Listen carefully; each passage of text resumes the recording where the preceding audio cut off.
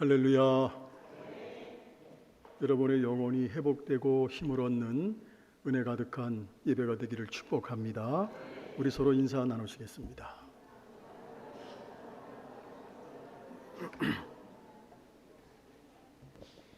기도의 부흥, 말씀의 부흥, 섬김의 부흥, 선교의 부흥, 진천과 한국과 세계를 예수마을로 만들어가는 교회.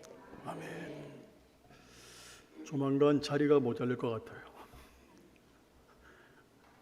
확신하십니까? 네. 모든 것이 하나님의 은혜입니다. 우리 기독교인들은, 하나님의 자녀들은 삶이 좀 달라야 돼요. 좋은 일이 생기고 기쁜 일이 생기고 감사한 일이 생길 때 좋아하고 기뻐하고 감사하는 거 예수 믿지 않는 사람들도 할 수 있어요. 근데 우리 그리스도인들은 감사할 수 없는 상황에서 감사하고, 할렐루야, 기도할 수 없는 상황에서 기도하고, 찬양할 수 없는 상황에서 찬양하는 거, 이게 기독교인들의 삶이에요. 오늘 그러한 삶이 되기를 주의 이름으로 축복합니다. 로마의 글라디우스 황제가 내린 AD 49년의 칙령으로 모든 유대인들이 로마에서 추방을 당합니다. 제가 오늘 본문을 말씀드리기 위해서 앞에 배경을 좀 설명하는 거예요. 그러나 54년 글라우디스 황제가 죽고 우리가 잘 아는 네로가 황제가 됩니다. 네로가 황제가 되면서 유대인들은 다시 로마로 돌아올 수가 있었습니다. 하루아침에 아무런 보상도 없이 쫓겨났다가 다시 돌아온 유대인들 중에는 유대 크리스천들, 그리고 남아있던 이방 크리스천들, 이 사람들은 로마 정부의 강력한 어떤 조치들을 체험한 사람들이었습니다. 그들은 다시 돌아왔지만 로마 사회는 여전히 넉넉하지 않았습니다. 그렇다고 해서 본격적으로 기독교 박해가 시작된 것은 아니었지만 로마는 이미 광기의 모습을, 기독교인들에게 광기의 모습을 보이기 시작을 하고 있었습니다. 네로 이전의 황제들이 우리가 잘 아는 티벨리우스 황제, 또 칼리쿨라 황제, 글라디우스 황제, 이 사람들의 공통점이 뭐냐면 하나같이 포악하고 방탕했다는 겁니다. 우리는 여기서 네로를 좀 살펴볼 필요가 있어요. 네로 황제, 그는 기독교를 박해한 대표적인 인물입니다. 그래서 기독교 박해 잔혹사의 서문을 여는 사람이 바로 네로 황제입니다. 네로를 이해하기 위해서는 그의 어머니, 많이 알려진 사람이죠, 아그리피나를 우리가 좀 생각을 해봐야 됩니다. 그 사람을 말하지 않을 수 없어요. 네로 황제의 어머니 아그리피나는 아우구스투스 황제의 증손녀입니다. 그리고 칼리쿨라 황제의 여동생이었어요. 근데 15살 때 친오빠인 칼리쿨라에게 강간을 당합니다. 그때부터 아그리피나의 비극은 시작이 됩니다. 공교롭게도 2번 결혼을 했지만 불행하게도 남편들은 독살을 당하거나 병으로 짧은 인생을 보냈습니다. 아그리피나는 네로 황제의 아버지죠, 남편이 되는 아헤노라 부부스를 독살을 합니다. 자기 남편을. 그리고 삼촌, 숙부인 글라우디우스 황제의 부인이 됩니다. 그리고 결국은 야망이 강했던 아그리피나는 54년 10월 숙부인 글라우디스 황제까지 독살합니다. 그리고 아들 네로를 황제로 즉위시키게 됩니다. 이렇게 해서 유대인들과 유대 기독교인들이 로마로 돌아올 수가 있게 됩니다. 아그리피나의 욕망은 끝이 없습니다. 그녀는 여전히 권력을 지향했습니다. 그 결과 아그리피나는 자신의 아들 네로마저 성의 노예로 삼습니다. 이것이 네로가 잘못된 인성을 갖게 된, 왜곡된 인성을 갖게 된 가장 결정적인 이유가 되었습니다. 결국 아그리피나는 아들 네로에게 죽임을 당합니다. 그러니까 네로는 어머니를 죽였죠. 그것 때문에 죄책감, 환청에 시달리다가 31살의 나이에 네로는 자살로 생을 마감합니다. 사실 네로에게는 좋은 황제가 될 뻔한 그런 기회가 있었습니다. 왜냐하면 네로에게는 좋은 스승이고 철학자인 세네카가 있었습니다. 실제로 네로는 스승인 세네카의 의견을 존중해서 해방된 노예들을 정부기관에 등용시켰습니다. 그리고 세금을 감면해 줬습니다. 매감 매직을 근절시켰습니다. 하지만 문제는 뭐냐 하면 좋은 스승이었던 세네카가 은퇴를 하면서 드디어 내려오는 폭정과 광란의 삶을 시작을 합니다. 아직 기독교 박해가 본격적으로 시작되지 않았지만 그리스도인들은 제대로 신앙생활하기 힘든 정말로 사회 분위기를 맞게 됩니다. 자, 이제 본문으로 들어갑니다. 이제 그런 상황 속에서 로마의 그리스도인들, 로마 교인들은 치열한 믿음 생활을 잘 견지하고 있었습니다. 그런 로마 교회에 대한 평판이 좋았고 누구의 귀에도 들려왔다? 바울의 귀에도 들려오게 됩니다. 그래서 로마서 1장 8절을 보겠습니다. 먼저 내가 예수 그리스도로 말미암아 너희 모든 사람에 관하여 내 하나님께 감사함은 너희 믿음이 온 세상에 전파됨이로다. 자, 예수 그리스도, 이름만 불러도 견딜 수 없이 아름다운 그 예수님께 사로잡혀 있던 바울이 볼 때 로마 교회는 너무나 아름다운 교회였습니다. 로마 교회 또한 복음이신 예수 그리스도를 사랑하고 있었습니다. 사도 바울이 직접 전도한 지역은 아니었지만 정말로 좋은 소문이, 로마 교회에 대한 좋은 소문이 바울의 귀에 들려왔습니다. 그러니까 세상에 알려질 정도로 로마 교회의 믿음은 요즘 말로 얘기하면 너무너무 근사했다는 거예요. 우리 1장 8절 다시 한번 같이 한번 읽어보겠습니다. 시작.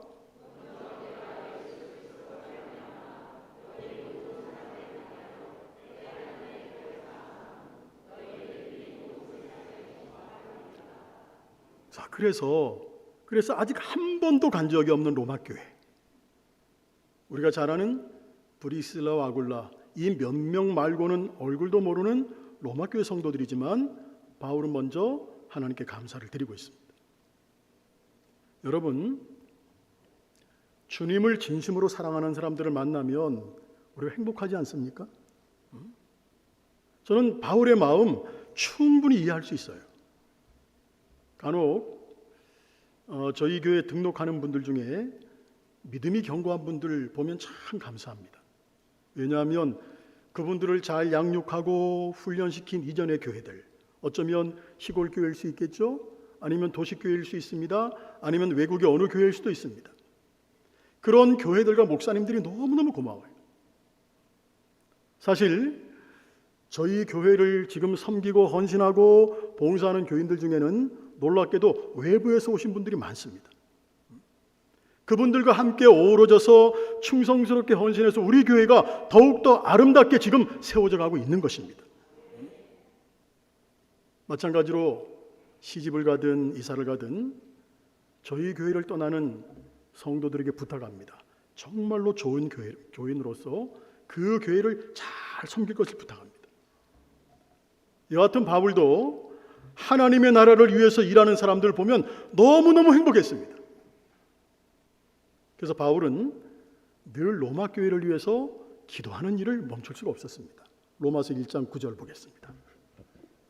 내가 그의 아들의 복음 안에서 내 심령으로 섬기는 하나님이 나의 증인이 되시거니와 항상 내 기도에 쉬지 않고 너희를 말하며, 항상 내 기도에 쉬지 않고 로마 교회를 말하며 너희를 말하며,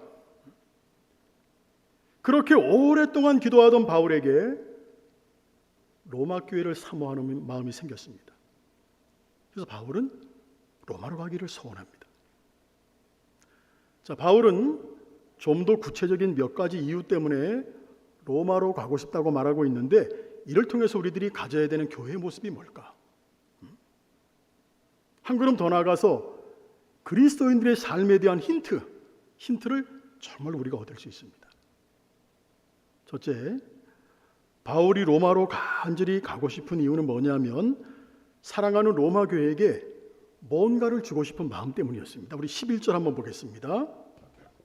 내가 너희 보기를 간절히 원하는 것은 어떤 신령한 은사를 너희에게 나누어 주어 너희를 견고하게 하려 함이니. 자, 이 말씀은 바울이 하나님처럼 어떤 은사를 나눠줄 수 있다는 뜻이 아닙니다. 하나님께서 바울 자신에게 주신 영적인 복을 로마 교인들과 함께 나누고 싶다는 거예요. 사도 바울은 하나님께서 자신에게 주신 은사들을 로마 교인들과 나누면서 도움을 주고 싶은 열망이 바울에게 생긴 겁니다. 로마 교회는 그렇게 아름다운 교회였어요. 여러분, 예수님께서 부활하셨을 때 일입니다. 예수님께서 부활하신 후에 제자들과 어떤 약속을 했느냐면 갈릴리 어느 곳에서 만나기로 예수님이 약속을 해요. 제자들하고 부활하신 후에. 자, 그러면 그 말씀대로라면 예수님이 부활하시자마자 그쪽으로 가시면 되는 거예요. 약속을 하셨으니까. 근데 성경은 정말로 재미있는 장면을 기록하고 있어요. 예수님께서 갈릴리로 먼저 가시지 않았습니다. 베드로, 야고보, 요한 같은 제자들을 먼저 만나지 않았습니다. 유독 한 사람, 막달라 마리아에게 나타나신 장면이에요. 우리 마가복음 16장 9절 보겠습니다. 예수께서 안식 후 첫날 이른 아침에 살아나신 후 전에 7 귀신을 쫓아내어 주신 막달라 마리아에게 먼저 보이시니. 자, 막달라 마리아에게 어떻게 보이시니? 먼저 보이시니. 여기서 먼저라는 단어는 헬라어로 프로톤이라고 있습니다. 그 의미는 한번 따라해 볼까요? 무엇보다도 먼저. 그런 의미를 갖고 있어요. 그래서 이 구절을 다시 번역을 하면 예수님께서 안식 후 첫날 이른 아침 다시 살아나신 후 무엇보다 먼저 누구에게? 막달라 마리아에게 보이셨다라고 말할 수 있습니다. 예수님께서 누구보다 먼저 막달라 마리아에게 자신을 보이신 이유가 뭘까? 정확하게 알 수 없어요. 그러나 한 가지 분명한 것은 예수님께서 어느 누구보다 먼저 자신을 보여주고 싶을 만큼 막달라 마리아는 사랑스러운 사람이었다는 거예요. 오늘 바울에게 로마 교회가 그런 교회였다는 거예요. 바울의 마음속에 단 한순간도 잊을 수 없는 교회. 이토록 아름다운 로마 교회였기 때문에 바울은 로마 교회로부터 위로받고 힘을 얻고 싶었습니다. 그래서 바울은 로마로 가고 싶은 거예요. 대사도 바울, 여러분 사도 바울 엄청난 사람이잖아요. 대사도 바울이 로마 교회로부터 격려받고 싶을 만큼 로마 교회는 아름다웠고 그들 품에 안기고 싶었다는 말이에요. 우리 로마서 1장 12절 성경을 한번 보겠습니다. 이는 곧 내가 너희 가운데서 너희와 나의 믿음으로 말미암아 피차 안위함을 얻으려 함이라. 자, 이 말씀을 공동 번역으로 제가 읽어드립니다. 다시 말하면 우리가 함께 지내면서 여러분과 내가 피차의 믿음을 통해서 서로 격려를 받으려는 것입니다. 오늘 여러분 성경에는 너희와 나의 믿음이라고 표현하고 있습니다. 자, 그 표현에서 알 수 있듯이 바울이 로마 교회의 믿음을 자신의 믿음과 동격으로 놓고 있다는 거예요. 동격으로 놓고 말할 만큼 로마 교회는 강하고 왕성했다는 겁니다. 그래서 바울이 이로를 구할 만큼 아름다웠고 성숙한 교회였습니다. 자, 사도 바울이 이런 표현을 한 것은 로마 교회의 견고한 영성을 대변하는 겁니다. 저도 그럴 때가 있어요. 주님을 사랑하고 믿음이 견고한 사람을 만나면 제가 목회자지만 기대고 싶을 때가 있습니다. 그런 분을 만나면 그 사람이 청년이든 청장년이든 어릴지라도 그에게는 주님의 향기가 있기 때문에 그런 사람을 만나면 제가 기대고 싶어. 그럴 때가 있어요. 그러므로 우리는 다른 사람이 나에게 우리에게 위로를 구할 만큼 성장해야 된다는 겁니다. 자, 그렇다면 바울은 단순히 로마 교회가 사랑스럽기 때문에 그래서 위로받고 싶어서 로마로 가고 싶다고 정말로 말한 것일까? 그게 전부는 아니겠죠. 본질이 있습니다. 그렇지 않습니다. 가장 큰 이유는 뭐냐? 로마 교회라는 믿음의 고수들을 만나서 이야기하고 함께 세계 선교의 비전을 나누고 싶은 겁니다. 왜? 로마 교회 정도라면 대화가 될 것 같으니까. 여러분, 얼마나 멋있는 일이에요. 저희 교회 일입니다. 지난주입니다. 며칠 전인데 전화가 왔어요. 목사님, 우간다에 교회를 좀 세우고 싶습니다. 그분이 돈이 되게 어렵게 생겼거든요. 가정이 부유한 분이 아니에요. 어렵게 돈이 생겨졌어요. 근데 우간다에 교회를 세우고 싶다는 거예요. 폰에 왔어요. 그래서 제가 우간다 선교팀하고 연결시켜 드렸어요. 그래서 내년 1월 달에 우리 교회 이름으로, 그분 가정의 이름으로 교회가 2곳에 세워집니다.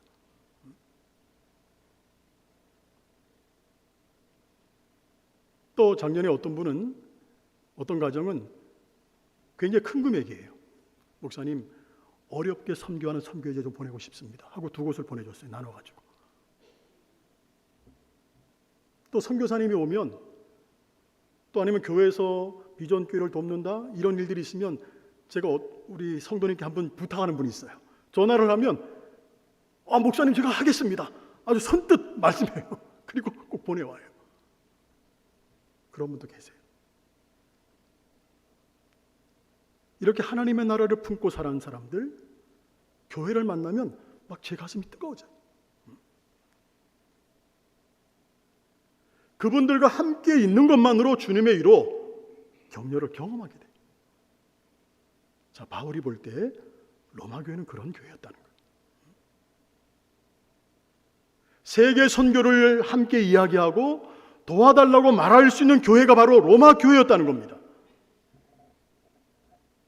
자, 지금 말씀 이해되십니까? 할렐루야. 앞에서 말씀드렸지만 바울의 비전, 이거 바울의 비전이 아니잖아요. 주님의 비전이잖아요. 여러분, 우리의 비전이 아니에요. 주님의 비전이 바울을 통해 이루어지는 거예요. 주님의 꿈이 진천교회를 통해서 이루어져 가는 겁니다. 우리의 꿈이 아니에요. 주님의 비전. 그게 바울의 비전이죠. 바울의 비전, 다시 말하면 세계 선교의 내용은 뭘까? 그 내용을 알기 위해서 로마서를 마무리하고 있는 15장에서 우리가 설명한 것을 잠깐 살펴볼 필요가 있어요. 자, 바울이 로마로 가는 주된 목적, 가장 큰 목적은 그 당시에 세계 선교의 핵심이고 종착역인 서바나 선교였다는 것을 분명히 언급을 하고 있어요. 로마서 15장 보겠습니다. 15장 23절 4절 여러분들 성경으로 읽고 제가 표준세번역으로 읽어드리겠습니다. 한번 읽겠습니다. 시작. 이제는 이 지방에 일할 곳이 없고 또 여러 해 전부터 언제든지 서바나로 갈 때에 너희에게 가기를 바라고 있었으니 이는 지나가는 길에 너희를 보고 먼저 너희와 사귐으로 얼마간 기쁨을 가진 후에 너희가 그리로 보내주기를 바람이라. 제가 표준 세번역으로 읽어드립니다. 여러 해 전부터 여러분들에게로 가기를 바라고 있었으므로 내가 스페인으로 갈 때 지나가는 길에 여러분을 만나보고 잠시 동안만이라도 여러분들과 먼저 기쁨을 나누려고 합니다. 그 다음에 여러분들의 후원을 얻어 스페인으로 가게 되기를 바랍니다. 그 당시 서바나, 지금 스페인이죠. 지금 스페인은 바울 당시에 지중해를 중심으로 원을 그릴 때 끝부분에 있습니다. 그래서 바울 당시의 사람들의 관점으로 볼 때 스페인은 세상의 끝이었어요. 그러므로 바울이 서바나 스페인으로 가고 싶다는 말은 세계 선교를 마무리하고 싶다는 거예요. 그 거룩한 선교의 비전을 어떤 교회하고? 로마 교회와 함께 나누고 후원을 받아서 그 선교를 하고 싶다는 얘기예요. 그러나 그 모든 것을 가능하게 하는 것은 뭐냐? 먼저 따라합니다. 복음에 든든히 서는 것. 할렐루야. 그러나 그 모든 계획, 그 모든 것을 가능하게 하는 것은 먼저 복음에 든든히 서는 것입니다. 그러므로 우리는 바울이 세계 선교를 떠나기 전에 동역자 바나바가 태어난 섬이죠. 구브로를 중심으로 해서 1차 전도 여행을 시작한 것처럼, 그리고 유대인들에게 먼저 복음을 전했던 것처럼 우리 교회도 그런 순서를 쫓아 살아야 된다는 겁니다. 사도행전 1장 8절 함께 고백합니다. 시작. 오직 성령이 너희에게 임하시면 너희가 권능을 받고 예루살렘과 온 유대와 사마리아와 땅 끝까지 이르러 내 증인이 되리라 하시니라. 여러분, 오늘 우리가 살고 있는 삶의 현장에서, 우리가 살고 있는 삶의 자리에서 복음을 전할 수 없다면 세계 선교의 비전, 꿈에 불과할 수 있습니다. 그래서 바울은 로마 교회를 향해서 품고 있는 세계 선교의 비전을 이야기하면서도 다시 그 기초인 복음을 강조하고 있는 겁니다. 로마서 1장 15절 우리 함께 읽겠습니다. 그러므로 나는 할 수 있는 대로 로마에 있는 너희에게도 복음 전하기를 원하노라. 이 말씀은 할 수만 있다면 복음을 전하겠다는 것이 아닙니다. 복음을 전하고 싶어서 견딜 수가 없다는 겁니다. 아무리 매일 강조해도 다음이 없는 복음. 그리고 우리가 더 큰 세계 선교를 말할 만큼 성장해도 오히려 더 강조하고 강조해야 되는 것은 복음의 기초 위에 견고히 서 있어야 된다는 겁니다. 복음이 뭡니까? 예수 그리스도입니다. 우리가 매주일마다 진천과 한국과 세계를 예수 마을로 만들어 나갑시다 선포합니다. 그리고 세계 선교를 꿈꾸고 그보다 더 멋있는 사역을 꿈꿀지라도 가장 먼저 우리가 준비해야 되는 것, 복음이라는 기초에 서는 겁니다. 할렐루야.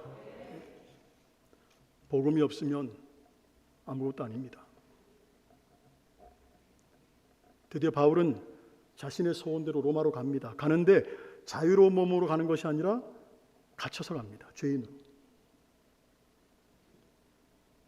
그러나 그의 소원대로, 그의 기도대로 바울이 로마에 간 것만으로도 로마의 복음의 불길이 일어난다는 겁니다. 뜨거운 바울의 마음을 알았던 것일까? 로마는 결국 기독교 국가가 됩니다. 당연히 로마 교회의 뜨거운 선교 열정 때문이었을 겁니다. 그리고 그 밑바닥에 바울과 똑같은 비전을 품은 사람들의 자유로운 헌신이 있었다는 거 우리 부인할 수 없습니다. 더 놀라운 사실, 로마 교회를 통해 바울이 꿈꿨던 주님의 꿈이죠. 주님이 꿈꿨던, 그래서 바울이 꿈꿨던 세계 복음화의 꿈이 현실화되었다는 겁니다. 하나님께서 바울을 통해 당신의 비전을 이루신 겁니다. 아놀드 토인비는 이런 말을 했어요.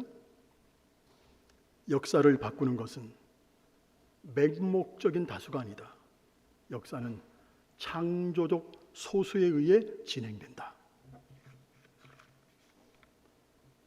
창조적 소수의 절대친 사도 바울에 의해서 뜨겁게 진행된 세계 선교가 로마 교회라는 창조적 소수에 의해서 이루어진 것 우리가 보게 되었습니다.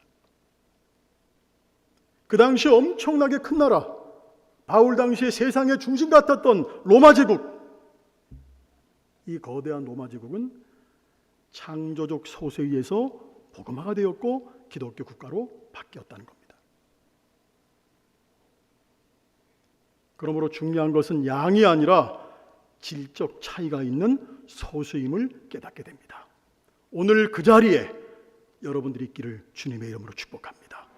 우리 진천 감리교회가 있기를 소망합니다. 이 땅과 세상을 향한 하나님의 대책인 창조적인 소수 그 명단에 여러분들의 이름이 오르기를, 우리 진천 감리교회 이름이 오르기를 주님의 이름으로 축원합니다. 네, 기도하겠습니다.